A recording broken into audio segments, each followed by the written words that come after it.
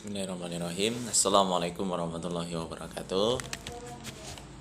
Selamat pagi anak-anak sekalian kelas 7.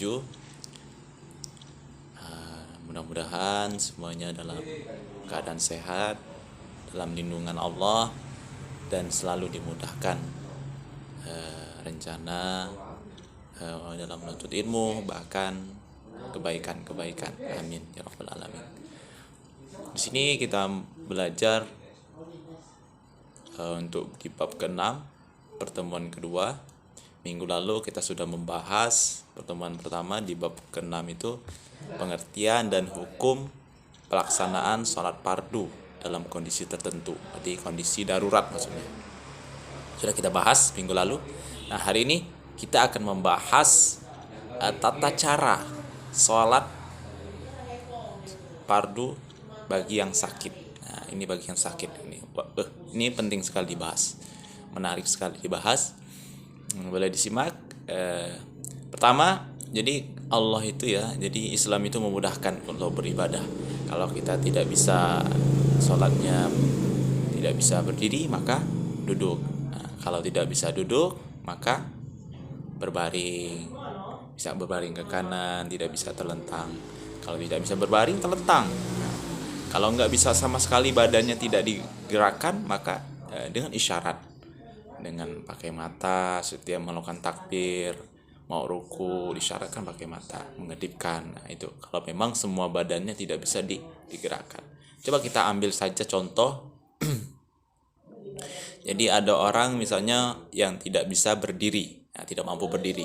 Bagaimana cara-caranya? Pertama, itu yang paling utama dengan cara mereka duduk bersila. Duduk bersila itu duduk seperti itu tahiyatul awal. Nah, duduk tasyahud awal. Namun jika tidak memungkinkan, maka cara duduk apapun yang mudah dilakukan tidak apa-apa, boleh. Yang penting duduk. Kemudian duduk itu usahakan menghadap ke arah kiblat. Nah, ke arah kiblat mana arah kiblatnya? Arah kiblatnya sana ya. Nah, lihat. Nah, walaupun memang tidak bisa mengarah kiblat, misalnya tidak apa-apa. Usahakan sih menghadap ke kiblat atau kakinya mengarahkan ke kiblat kalau bisa. Kemudian ketika cara bertakbir dan bersedekap sama sebagaimana ketika sholat, sama, tidak ada perbedaan dalam keadaan diri. Yaitu misalnya tangan diangkat. Ini benar Bapak duduk seperti ini, diangkat. Allahu Akbar. Nah, seperti biasa, ada boleh sejajar dengan telinga dan boleh sejajar dengan bahu. Takbirnya sama saja, nggak apa-apa. Allahu Akbar. Ini duduk ya. Nah, biasa letakkan tangan kanan di atas tangan kiri. Kemudian cara rukuknya, jadi membungkukkan. Ini cara duduk. Tadi begini. Agak dibungkukkan sedikit.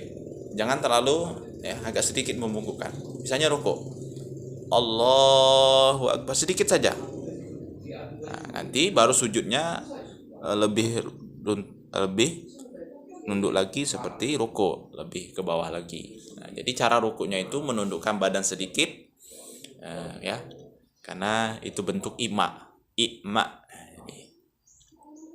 Jadi itu kedua tangannya di mana? Nah, di lutut ya. Jadi ketika gini tadi. Kemudian dia takbir mau rukuk, Allahu Akbar, di lutut ya, taruh di lututnya tangannya, ini agak sedikit direndahkan. Kemudian cara sujudnya bagaimana? Jadi cara sujudnya itu direndah lagi dari rukuk tadi. Jadi sudah rukuk, angkat, tadi takbir lagi, Sami Allahu liman hamidah, seperti semula, duduk, tangannya tetap di atas rukuk. Kemudian sujud, Allahu Akbar, jadi rendah lagi, rendahkan lagi ya dari ruku. Kemudian cara tasyahud dengan meletakkan tangan di lutut dan melakukan tasyahud seperti biasa. Jadi tangannya seperti biasa di lutut. Jadi ketika sujud tadi lebih rendah ya dari ruku. Takbir, Allahu Akbar. Tangannya tetap di atas lutut ya. Atas lutut. Jadi cara tasyahudnya seperti biasa, tangannya tetap di atas lutut. Nah, itu secara ringkas. Nah, jadi itu ya Islam itu memudahkan sekali. Jadi ketika Anda sedang sakit, tetap tetap laksanakan sholat wajibnya, sholat fardunya. Karena kalau sholat itu tidak bisa digugurkan selama akal dan pikiran kita kemudian masih sehat. Itu laksanakan, dan batin kita masih sehat, itu laksanakan sholat, nggak ada gugur kewajibannya. Jadi Allah mudahkan nih, Anda nggak bisa berbaring maka telentang, nggak bisa bersuara, maka dengan isyarat pakai hati, ya pakai hati, di hati sholat boleh.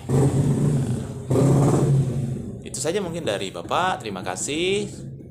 Boleh nanti dicatat catatannya, ringkasan Bapak kirimkan melalui via grup. Semoga bermanfaat. Bapak akhiri, wallahul muwaffiq ila aqwamit thoriq. Assalamualaikum warahmatullahi wabarakatuh.